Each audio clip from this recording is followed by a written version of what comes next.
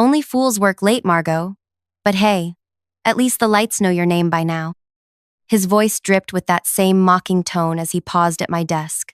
Thin Holloway, our vice president of investment strategy, standing there in his tailored suit while I hunched over spreadsheets.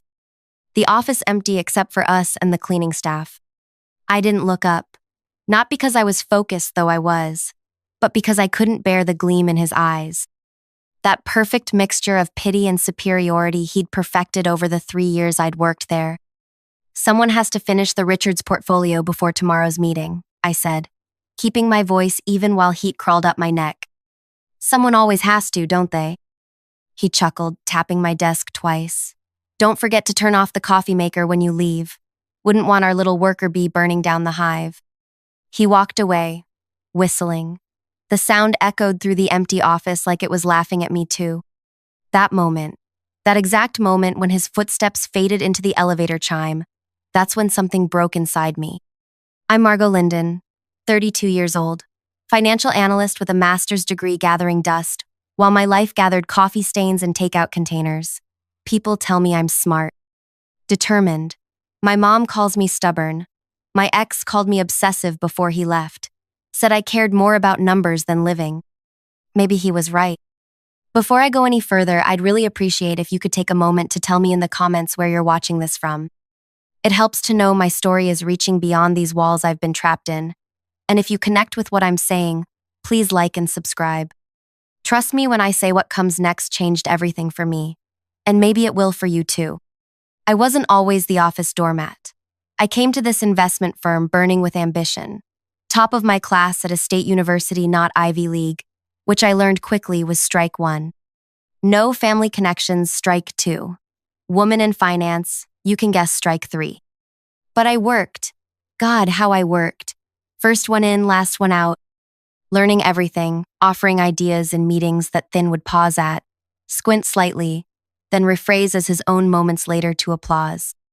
That night, the night everything changed, was a Friday in November. The office had emptied by 5:15. Thin had done his usual drive-by mockery at 5 sharp, heading off to whatever exclusive restaurant or club waited for him. I needed to finish projections for 3 major client portfolios. My eyes burned, my shoulders ached, but the fear of looking unprepared in Monday's meeting burned hotter.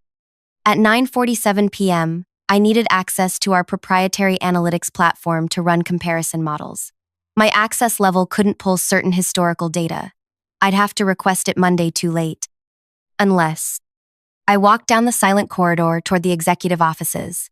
Security was minimal on weekends keycard for the building, but internal offices stayed unlocked.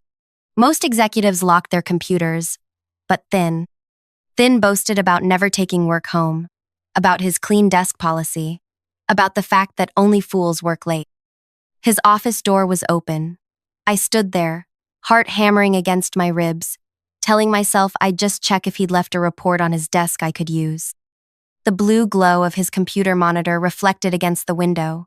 Still on, still logged in. I only meant to access the company analytics platform. That's all. Just pull the data I needed and go back to my desk. I sat in his chair leather that probably cost more than my monthly rent, moved his mouse. The screen brightened. It wasn't our company system displayed on his monitor. It was a trading platform, a personal trading account. Names jumped out at me. Familiar names. Our clients. Companies we were advising on mergers, acquisitions, restructuring, dates, transactions, profits. My fingers went numb as I scrolled, not touching anything else, just scrolling through page after page of trades, each one precisely timed, each one showing staggering returns. Buy orders placed days before we announced our guidance to clients. Sell orders executed hours after our recommendations moved markets. 3 years of data. 2.8 million in profits. The room tilted sideways. I gripped the edge of his desk to steady myself. Thin Holloway was trading on our confidential client information. Using data, we gathered data I gathered during those late nights to make personal trades before our recommendations went public. Insider trading, financial fraud, criminal activity that could not only destroy his career but potentially our entire firm. I sat there, staring at the screen, my reflection pale and ghostly in its light. I could forward the evidence to myself, screenshot it, report him immediately. But something held me back. A cold, clear thought cutting through my shock. Thin Holloway was untouchable. His uncle sat on the board. His connections reached into regulatory agencies, competitor firms, even politics. If I moved clumsily, accused him directly with evidence I shouldn't have accessed, he'd destroy me without blinking. So I did something else entirely. I memorized patterns, dates, companies, trade sizes. Then I carefully backed out of his account, leaving everything exactly as I found it. Walked back to my desk on legs that felt distant, disconnected from my body. And I began to work. Not on the client portfolios due Monday, on something else entirely. For the next 7 hours, I built a spreadsheet, a timeline. I pulled public trading data, news announcements, our firm's public recommendations, information anyone could access. I cross-referenced everything against our company calendar, the public one showing when major client meetings occurred. Not what was discussed, just when they happened. By 5 a.m., I had it. A pattern so clear it practically glowed on my screen. I didn't need Thin's private account information. The evidence was there in public data, if you knew how to look for it. Every major trade in his pattern matched perfectly with our client meeting schedule. The timing was irrefutable. But I needed more. I needed a weapon so powerful it couldn't be turned back on me. I went home at 6 a.m., showered, changed, and came back to the office. Saturday, no one there. Perfect. I spent that entire weekend building my case. Not with illegal evidence, with analytics, with patterns, with mathematical proof that couldn't be dismissed as coincidence. By Sunday night, I had a 27-page analysis. Professional, thorough, devastating. Nothing in it came from unauthorized access. Just brilliant, painstaking analysis that connected public dots nobody had bothered to connect before. I printed one copy, saved the file to an encrypted drive, and went home to sleep for exactly 4 hours before the most important Monday of my life. That morning, I dressed carefully, not in my usual practical workwear, but in my one good interview suit. Hair neat, makeup minimal but precise. I looked formidable. Not like myself at all. At 7:30 in the morning, I walked into the office and directly to the compliance department. Retta Okafor, our chief compliance officer, was already at her desk. She looked up, surprised to see me. "Margot? Everything okay?" I closed her door and sat down, placed my analysis on her desk. "I've been tracking some unusual market patterns," I said, my voice steadier than I'd expected. "I thought you might find this educational." She frowned. "What am I looking at exactly?" "A statistical analysis of certain trading patterns that correlate with our firm's client meeting schedule. Just something I noticed while working on portfolio trend analytics." She picked up the document, flipped through the first few pages. Her expression changed. "Where did you get this information?" she asked carefully. "All public sources," I said truthfully. "Trading records available through financial databases. Our publicly available meeting calendar. News releases." I just connected the dots. Her eyes narrowed slightly. "And what exactly are you suggesting, Margot?" I kept my face neutral. "I'm not suggesting anything. I simply noticed a statistical anomaly that seemed significant enough to bring to compliance's attention. I believe that's my obligation under firm policy." She stared at me for a long moment, then nodded once. "Thank you for bringing this to me. I'll review it immediately." I stood. "Of course. I'm just doing my job." I walked out of her office, legs shaking so badly I almost stumbled, made it to my desk and collapsed into my chair, heart thundering in my chest. The boulder had started rolling downhill. I couldn't stop it now if I wanted to. 2 hours later, Retta was in a closed-door meeting with the general counsel. By noon, internal audit had been pulled in.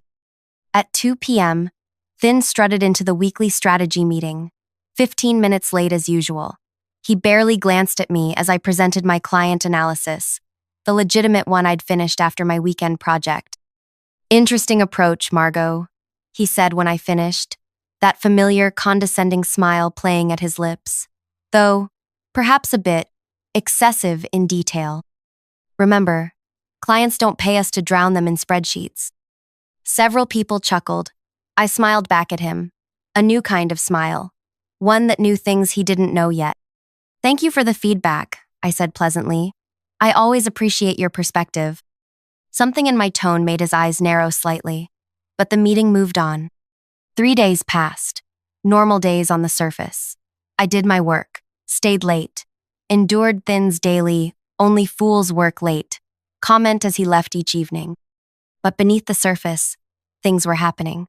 Retta's door remained closed most of the time. People from departments that rarely interacted were suddenly in meetings together. On Thursday afternoon, Thin was called to the executive floor. He walked past my desk, straightening his tie, looking annoyed at the interruption to his day. He didn't come back down. At 5:30 p.m., an all-staff email arrived. Thin Holloway was no longer with the firm, effective immediately. No explanation given. A terse reminder about the company's confidentiality policies and code of ethics followed. I sat at my desk, staring at the email, a strange emptiness washing over me. Not triumph, not yet, just space, the absence of something that had been crushing me for 3 years. Friday morning, I arrived to find Thin's office being cleared out. Security stood watchful as facilities staff boxed up his belongings.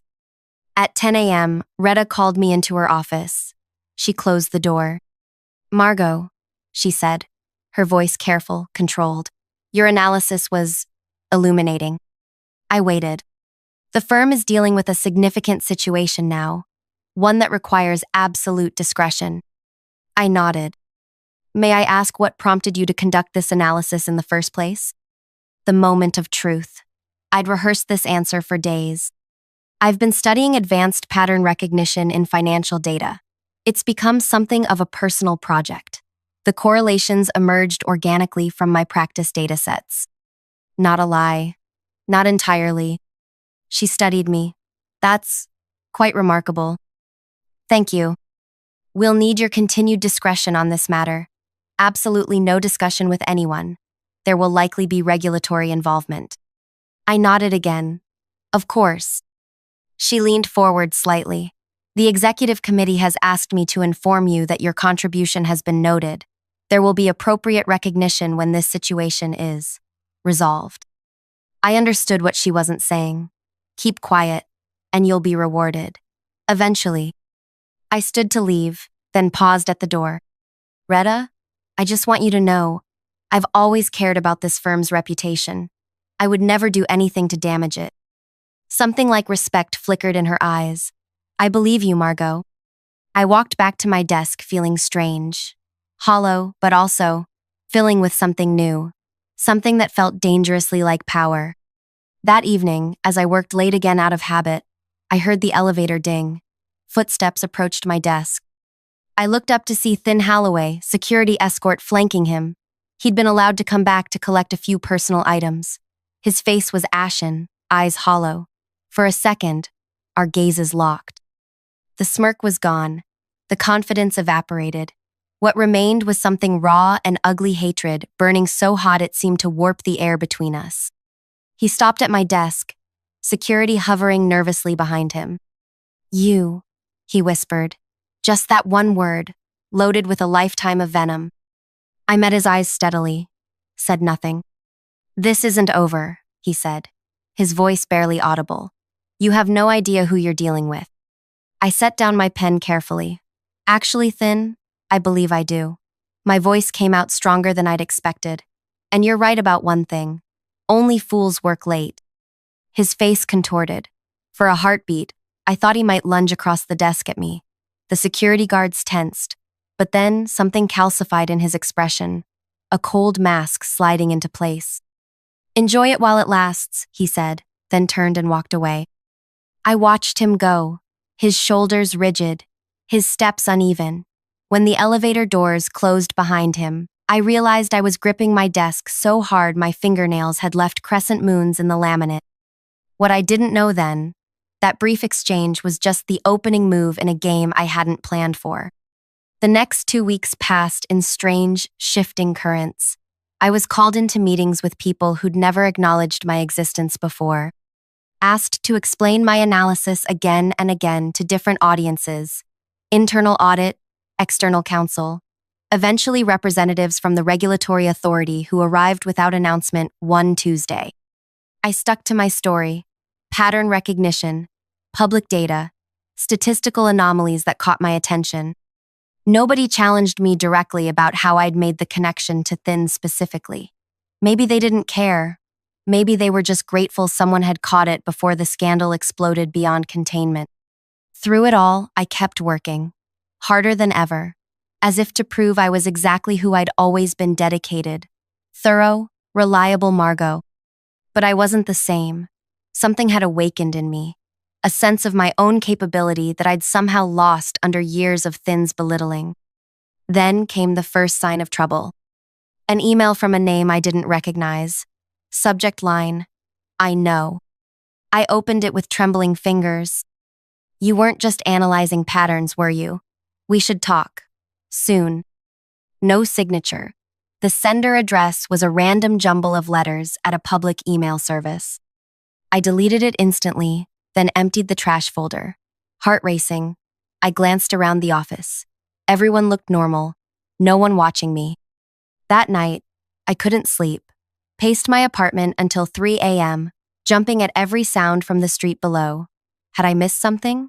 Left a trail? Was someone watching when I entered Thin's office that night? The next morning, another email. Same sender. Ignoring me isn't wise. Thin has friends. Powerful ones. Meet me tonight. 8 p.m. The bench across from your apartment building. Ice settled in my stomach. They knew where I lived. I deleted this email too, but the damage was done. My safe, contained plan was unraveling. That evening, I stood at my apartment window, peering through a crack in the curtains at the bench across the street. At 7:58, a woman sat down. Early 40s, sharp features, expensive coat. No one I recognized. I watched her for 20 minutes.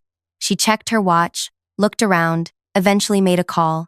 After 30 minutes, she left. The next morning, you should have met me. Now it gets complicated. I didn't delete this one. Instead, I replied, who are you? The response came within minutes. Someone who knows you accessed Thin's computer directly. Someone with the server logs to prove it. My body went cold. The firm's IT security system. It would have logged my entry into Thin's office area after hours. Would have recorded network activity from his computer while I was there. I'd been so careful with what I took nothing directly from his account that I'd overlooked the simplest evidence. What do you want? I wrote back. Protection. Same as you. Meet tonight. Same place. Don't ghost me again. This time, I went. Hood up against the rain, hands shoved in my pockets. I crossed the street at 8:03 p.m. and sat beside the woman. Margot Linden, she said without looking at me. Bold move with Thin. Who are you? I asked again. She turned slightly. Vida Korj. It's security director at your firm. Or I was, until yesterday. My pulse jumped. You were fired? A short, bitter laugh. Placed on administrative leave. Pending investigation into how a compliance breach of this magnitude went undetected.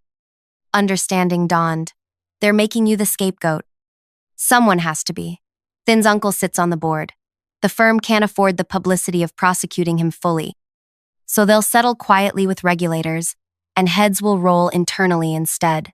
She looked at me directly, starting with mine, and eventually, yours. Why mine? I reported the activity properly. Through channels. Did you? After accessing a senior executive's computer without authorization? After building your analysis based on information you had no legitimate reason to be looking for? She shook her head. They're already asking questions about your methods, Margot. It's only a matter of time. The world tilted beneath me. I'd been so careful, so thorough, but I'd underestimated the system's need to protect itself. What's your play here? I asked. I've been watching Thin for months, she said. Suspected something was off with his trading patterns. Was building my case carefully. Then you blew it wide open. She paused. Recklessly. I didn't. Save it. I have the access logs. I know exactly how long you were in his office that night. What I don't know is how you chose not to take the obvious route of sending yourself evidence or screenshots. I said nothing. That's what saved you so far, she continued. You were smart enough not to leave digital fingerprints on the actual trading account data, but you still broke protocol. And when they need someone else to blame besides me, guess who's next? What do you want from me? I asked again. She turned fully toward me. The real question is, what can we do for each other? Because I had something on Thin that goes beyond the trading activity. Something that explains why he was so untouchable. Why his uncle protected him despite knowing he was a liability. My interest sharpened. What? The money wasn't just for him. He was funneling it upward. To board members. To people who could ensure the firm got certain clients. Certain deals. The implications hit me like a physical blow. A kickback scheme? She nodded. Layered beneath the insider trading. That's why they're in damage control. If regulators follow the money all the way through, half the executive floor goes down. You have proof? I have trails. Network analysis showing document access patterns that make no sense unless they were coordinating. Data that was supposed to be compartmentalized flowing between segregated systems. I absorbed this. So what are you proposing? We have 3 days before the external audit team gets access to the secured servers. Once that happens, we're both exposed. You for your unauthorized access, me for not catching Thin sooner. She leaned closer. Unless we give them something bigger to focus on. The kickback scheme? With enough evidence that they can't bury it, can't contain it, can't make it disappear with a few sacrificial firings. I should have walked away. Should have gone back to my apartment, packed my things, and disappeared. Applied for jobs in another city, another industry. Instead, I heard myself ask, what do you need me to do? The next 3 days blurred together. By day, I played my role, the diligent analyst, cooperating fully with the investigation. By night, I worked with Veda, piecing together fragments of data she'd been collecting for months. The picture that emerged was worse than I'd imagined. 6 board members implicated, millions flowing through shell companies, clients being pushed toward investment strategies that generated maximum fees while delivering suboptimal returns. It wasn't just Thin. It was wrought throughout the entire system. On the 3rd night, Veda arrived at our meeting with a small drive. It's all here, she said. Cleaned, organized, irrefutable. A complete map of the money flow. Documented evidence of coordination. Timestamps of document access that prove intent. I took the drive. And this protects us how? Because I've scrubbed all evidence of your access to Thin's computer that night. And I've created a digital trail showing I was investigating the larger scheme all along that I held back from reporting because of the scope, not negligence. Will that work? She shrugged. It's better than what awaits us if we do nothing. I turned the drive over in my hand. So we just, what?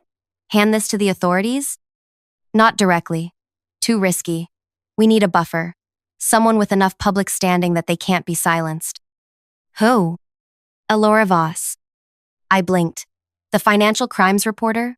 The one who broke the story on that hedge fund scandal last year? Veda nodded. She's been sniffing around our firm for months. Probably heard whispers. She has the platform and the credibility to make this stick. The weight of what we were considering pressed down on me. This would destroy the firm. Thousands of people work there. Not all of them are corrupt. The firm will survive, changed but intact. The alternatives are worse. She fixed me with a steady gaze. They're already building the case against us, Margot. Yesterday, they pulled access logs for the executive floor. They're piecing it together.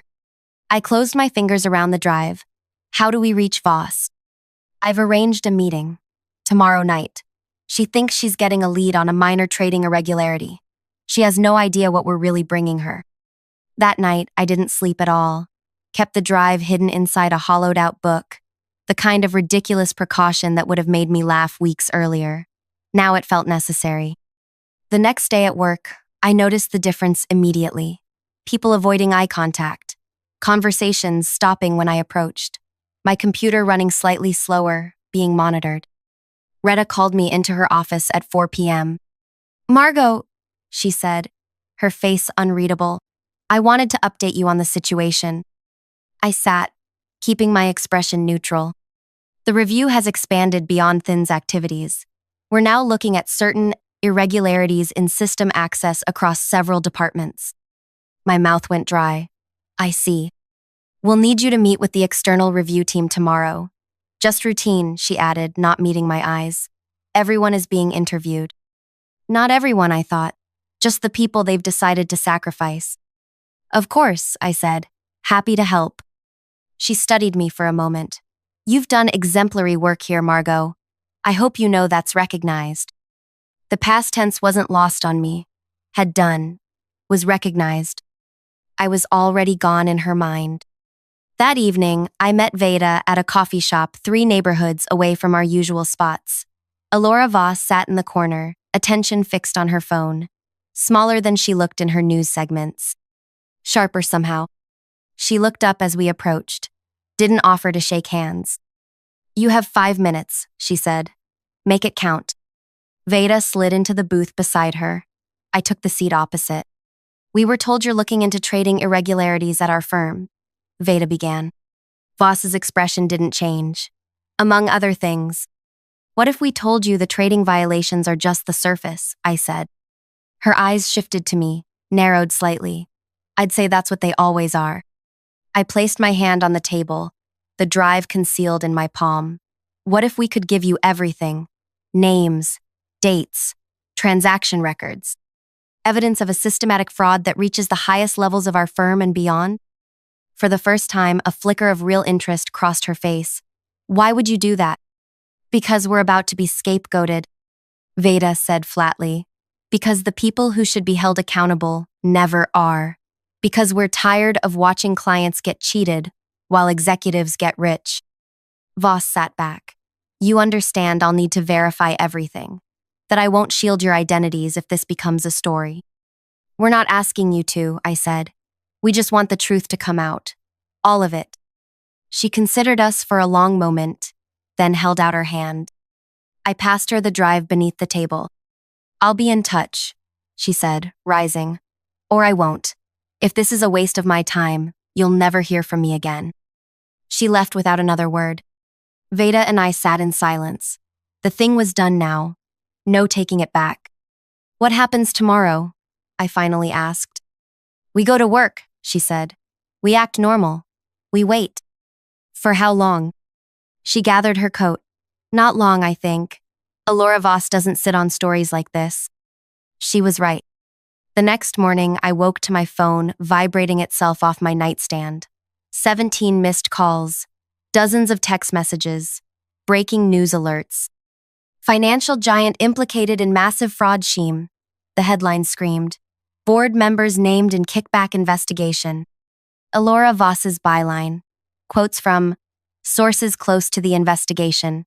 Documents reproduced in crisp detail. My hands shook as I scrolled through the article. She'd used everything we gave her. Named names. Detailed the money flows. Exposed the entire system. And at the center of it all, Thin Holloway, the lieutenant who had carried out the board's dirty work while building his own side business of illegal trades. I called Veda. No answer. My work phone rang. The firm's general number. I let it go to voicemail. The message was brief. All staff are instructed not to report to the office today. Further instructions will follow. Do not speak to the media. Too late for that. By noon, the story had exploded across every financial news outlet.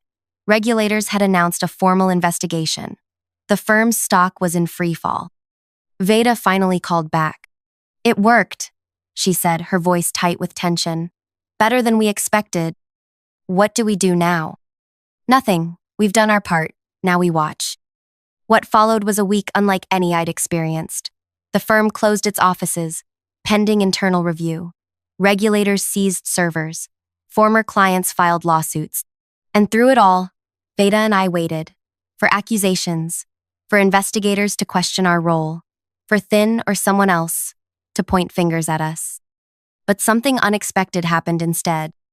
Alora Voss published a follow-up story. about whistleblowers within the firm who had tried to raise concerns through proper channels, about evidence of coordinated efforts to silence them. She didn't name us, but she created a narrative one that cast anyone who had opposed the corruption as heroes rather than rule breakers. 10 days after the story broke, I received a call from the firm's interim CEO, a woman brought in from outside to manage the crisis.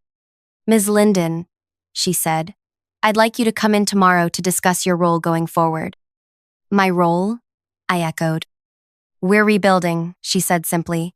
"We need people we can trust." I looked around my apartment at the half-packed boxes, the resume drafts scattered across my table. I'd been preparing to leave, to start over somewhere untainted by all this. "I'll think about it," I said.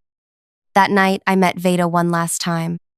"They've offered me my job back," she said, "with a promotion." "Me too. Some kind of role in the new compliance structure." We sat with that for a while. "Are you going to take it?" she asked. I looked out at the city lights. "I don't know. Are you?" "No." She smiled slightly. "I've had enough of corporate security. I'm going independent. Consulting for firms that actually want to find their vulnerabilities before they become disasters." I nodded. It suited her. "What about you, Margot? What do you really want?" The question caught me off guard. For so long, I'd been focused on proving myself, on surviving, on not drowning in a system designed to keep people like me underwater.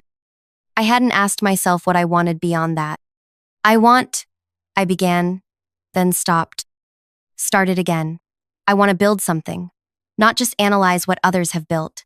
I want to use what I know about patterns and systems to create something better.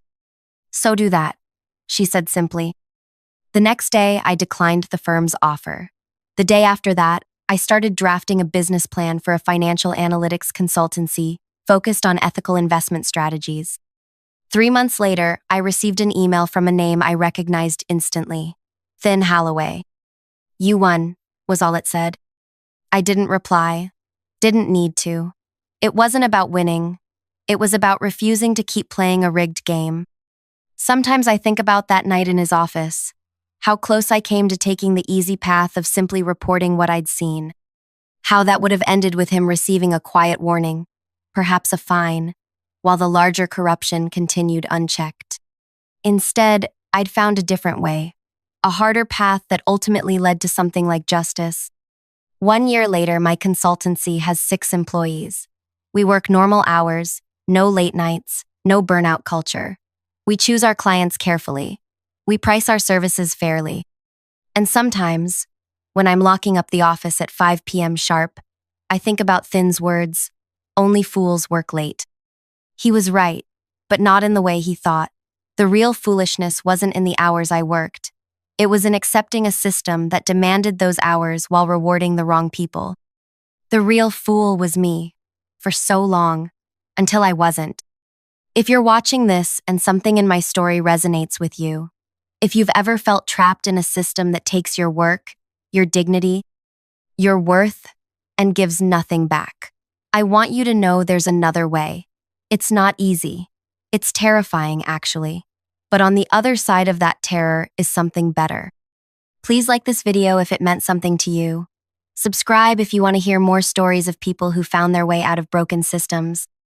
And leave a comment letting me know if you've ever had your own moment of realizing you deserved better. Because you do. We all do. Sometimes the most powerful thing we can do isn't working harder within a broken system. It's having the courage to imagine and build a better one.